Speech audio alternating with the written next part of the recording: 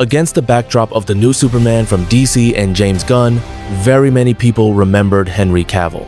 After all, it was this actor who until recently was associated with the modern Superman. But as you know, the situation there turned out to be complicated and confusing, and after a rather prolonged conflict with Warner Brothers, Cavill still lost this role.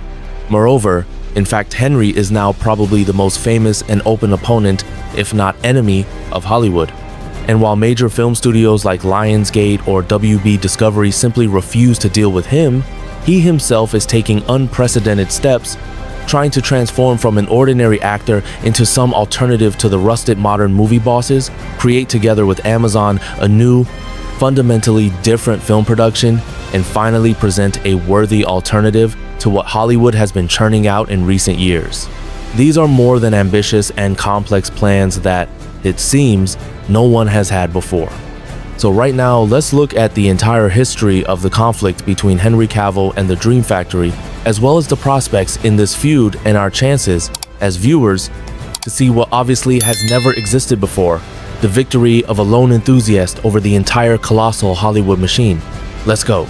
So, if you look at what was happening between Cavill and the world's largest studios, you can conclude that the latter are simply gradually refusing to cast him and are banishing him from the Hollywood Olympus. There are enough examples here. This includes the feud with Warner, which led to the loss of the Superman role. And, for example, the recent refusal of Lionsgate to work with Henry in the Highlander remake when the studio directly stated that, in their opinion, Cavill is a downed pilot and all his recent films have become box office failures. But in reality, the situation here is much more complex.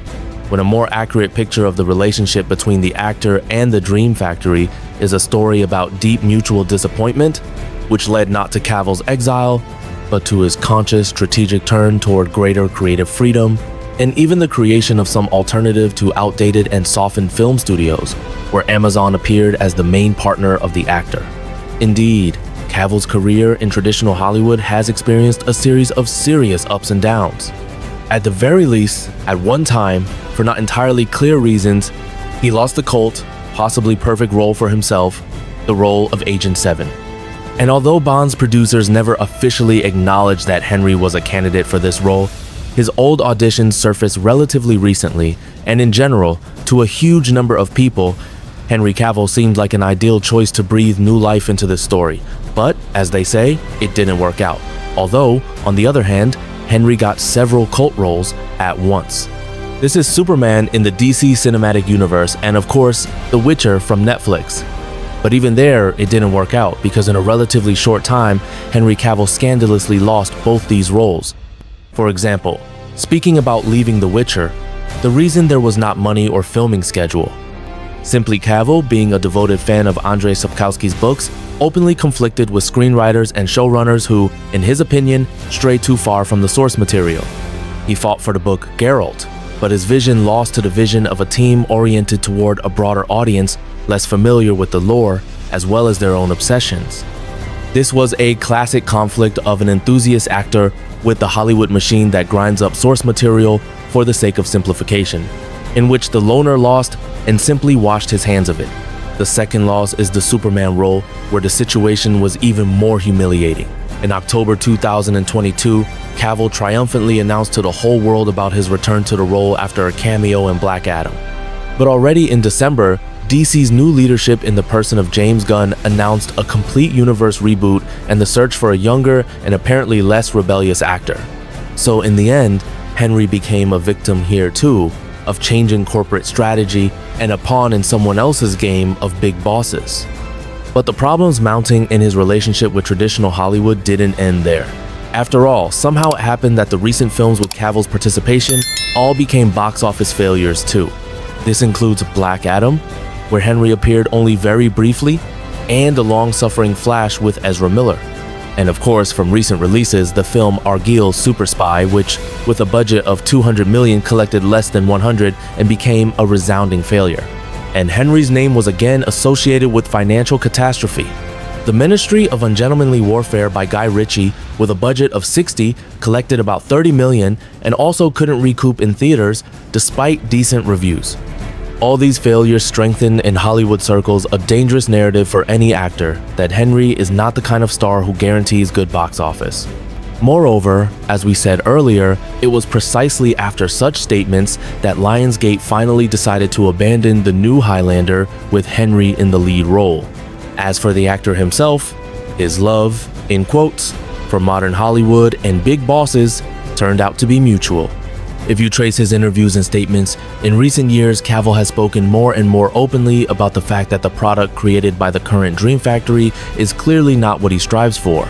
That is, in fact, everything came together here. And although it's not that Cavill stopped being offered roles, because even now there are at least several Hollywood projects in which he participates, still, the main thing is that he himself seems to have become disillusioned with the proposed model and realized that in the traditional Hollywood system, an actor, even a star of his level, is most often just a hired worker forced to put up with the decisions of producers, screenwriters, directors who may not respect either the source material or the actor's vision or even him personally. So here Cavill's departure from The Witcher was not just a whim, but a principled statement: I will not participate in adaptations that don't respect the original, and I won't do this going forward. And here Amazon Prime Video suddenly appears on the scene, a company that viewers also have a million questions about. Just look at the Rings of Power.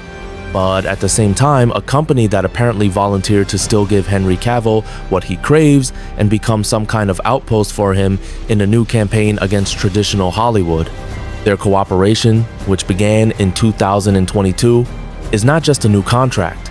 It's the creation of some alternative system where Cavill didn't just move to another studio. He found a partner who offered him what old Hollywood couldn't or wouldn't give: creative control and a new approach to content creation. After all, if we talk about how major film studios work now, their strategy is quite simple. Take an ideally already known franchise, hire a star, and then adapt the material so that it's understandable to the widest possible audience, even if this means simplification, primitivization, changing key themes, and departing from canon.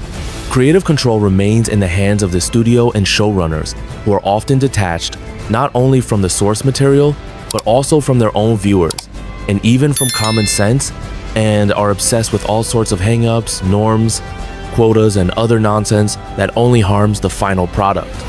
At the same time, Henry is now promoting a different approach. Find a star who is a passionate fan of the story they're participating in, and give them not only the role, but also the authority to make them the creative shepherd of a project that will guarantee faithfulness to the source material and attract similar fans. Here, respect for lore becomes not an obstacle, but the main commercial advantage, and all other contrived hang-ups take a back seat. At the same time, for Cavill, the projects he's already developing with Amazon, primarily Warhammer 40,0, and now Highlander 2, are not just his next roles, this is his legacy. He himself said that the opportunity to helm the Warhammer universe is the greatest privilege of his professional career. He's building what he believes in himself. He's no longer a performer of someone else's role, but an architect of his own world. Naturally, such an approach is now a bone in the throat for bosses of major Hollywood companies like Disney or Warner Brothers. After all, in case of his success, the whole world will absolutely clearly see that the main problem is not in some change-wrong viewers, not in some conspiracy theories, not in the post-COVID era, or in the fact that people supposedly stopped going to movies. No. The problem is in who and what is now creating for the viewer, and in the fact that the viewer simply no longer wants to consume such a product. Therefore, naturally, the threats of this new confrontation between Cavill and Hollywood are enormous for the latter. If the Warhammer 40 cinematic universe under Henry's leadership becomes successful, this could create a powerful precedent in the industry. This will prove that you can create super profitable franchises without compromising with the fan base and without killing the source material. This could inspire other studios to look for adaptations, not just actors or some incomprehensible showrunners and directors, but real enthusiasts, and give them more authority.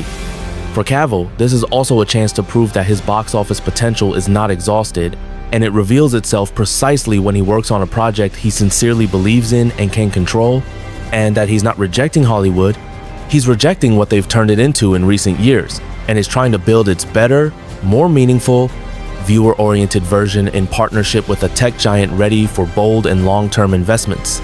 So it wouldn't be an exaggeration to say that Cavill is now the person most feared and hated by all big bosses of the Dream Factory without exception.